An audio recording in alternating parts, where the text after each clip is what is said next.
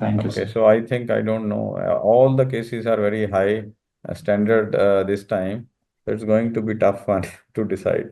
I think we move on to the next, and Dr. SP is presenting his presentation, and thereafter there is one more by Tejveer. I requested Tejveer that we can have his case in the next Academy session, and after SP, I'll have a short presentation from my side. SP, please go ahead. Sir, good morning, sir. Yeah. So my slides are visible? Visible, make it a slideshow, yes. Yes. Thank you very much for giving me the opportunity to speak on this forum, sir. So today I am going to present a very nice case that we did few months back.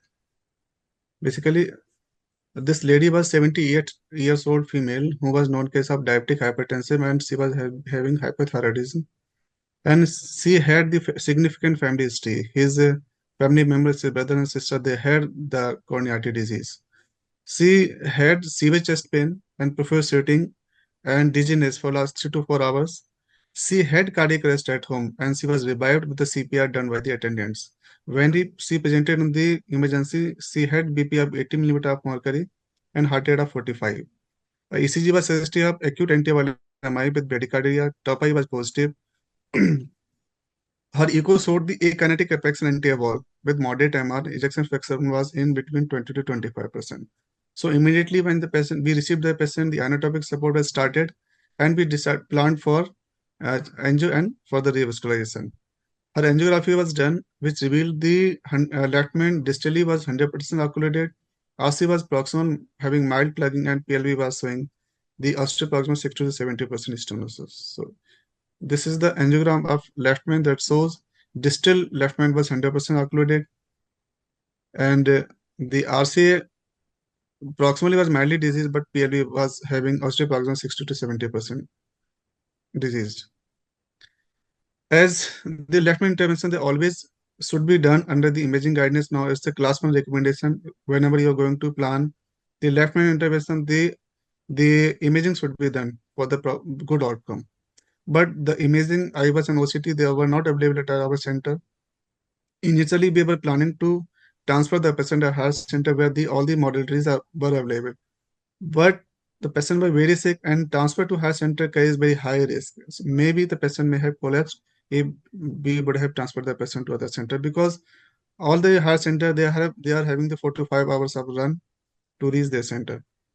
So after explaining the high mortality risk, the high risk consent was taken, and we proceeded for the procedures. We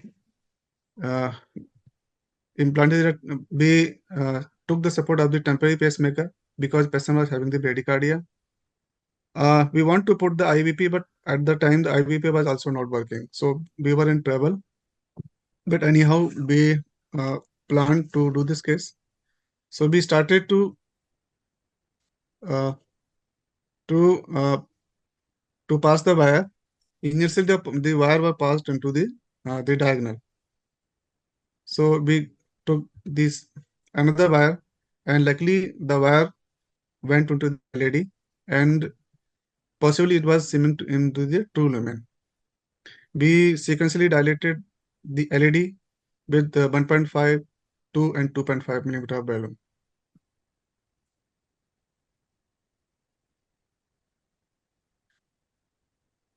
So after pre-dilatation, we found that the shaft of the left main was critically diseased,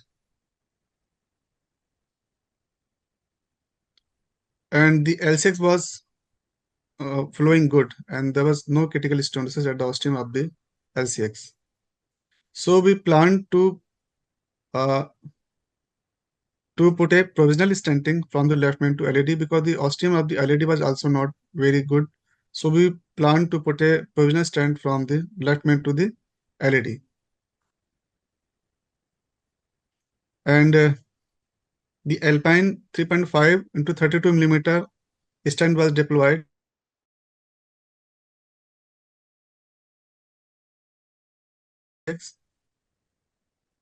So this was the left main to LED stent. We checked the positioning of the stent. Then the stent was deployed.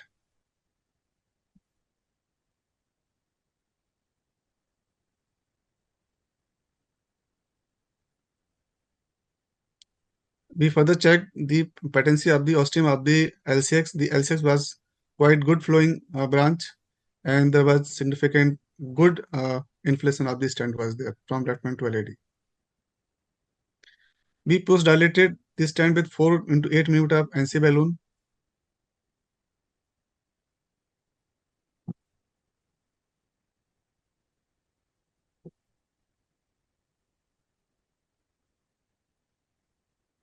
And we further post dilated with 4.5 into 8 millimeter doing the pot NC balloon.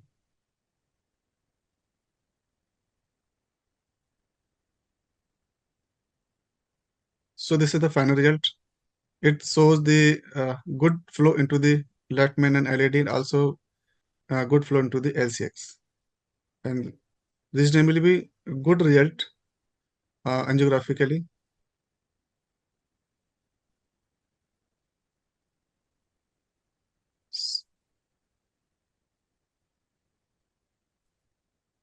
The patient symptoms was improved significantly. This is the pre-procedure, and this is a post-procedure result, and showing the good outcome of the stent. So angiographically, they are looking very good, but we cannot be very sure without doing the IVAS or OCT. For better optimization of the result, we should have the IVAS and OCT at center so that we can do the better for the better outcome. The patient's outcome improved significantly. Her chest pain relieved, ST elevation came down, but the patient developed the orthopnea and she was having the bilateral rails. So we started the diuretic infusion and kept on the BiPAP support for 2 days. Gradually, the inotropic support were withdrawn and BiPAP support also withdrawn, and the patient was discharged on the 5th day. On subsequent follow-up, we checked his ejection fraction. It improved from the 20% to 40%, and the MR was also regressed from moderate to mild. So my take-home message is, in most of the cases of the LMCA, CABG is the treatment of choice, but because of the evaluation of the techniques of the PCI and intravascular imaging, they had led to the improved outcome with the PCI. And with the advent of the new generation stent, it has also gives the favorable results. So there are certain conditions where the PCI should be preferred, like the patient is in cardiogenic shock, the initial TIMI 1 or 0 flow, isolated Latman coronary artery disease, and poor surgical candidate having high Euro score and distal coronary artery disease favoring for CABG or multiple comorbidities, including the COPD and renal failure. So there are the certain conditions where the Latman PCI can be done. And the favorable anatomy providing the complete visualization, having the low or intermediate syntest score, and patients who are having the rudimentary circumflex artery and with advances, as our patient is also having the 78 years of age, so he was the candidate for the left-hand PCI. This is the algorithm source factor which are favoring the PCI. They are having the low to intermediate syntest score, isolated left-hand disease, frail patient, hostile chest radiation, porcelain aorta, and previous cardiac surgeries. And those patients presented in the hospital with the ST elevated MI. So they are the certain subset where we can prefer left-hand PCI. Thank you very much. Thanks, SP. Again, a very nice case. And I think this is a real stuff. Obviously, such patients probably cannot reach to, tertiary level hospitals at major cities. So they have to have the solution done near to their home because they are in a different, very difficult situations in cardiogenic shock, left main occlusion. So if they start thinking of shifting the patient to a bigger center, I think they will not make it. So that is the advantage of having more cath labs and at periphery, and more such patients can be saved. So I think tremendous job. I'm impressed the way you people are managing a very tough cases even at smaller cities and smaller centers.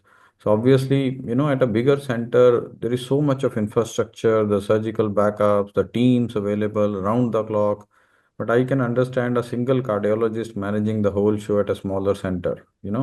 So his catecholamine levels would be very high always. So well Yes. done, SP. Really nice case. Thank you, sir. Thank you. So you cannot think anything else in such patients where the left main occlusion has come as a ACS and patient is in shock. You have to give it a try. Now, only thing is what I keep hearing and what is happening these days, that people are also very hostile.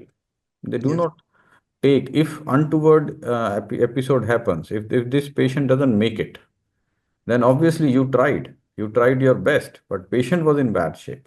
Somehow that gap, how that is going to be filled up, that is a difficult scenario. But so untoward results, people are not accepting. I mean, this is a natural history. Patient was dying and we tried, you know. So, but at a so, smaller centers, they create ruckus, they are hostile. This is we keep hearing, day in and day out. So yes, that is one thing which we need to keep a track.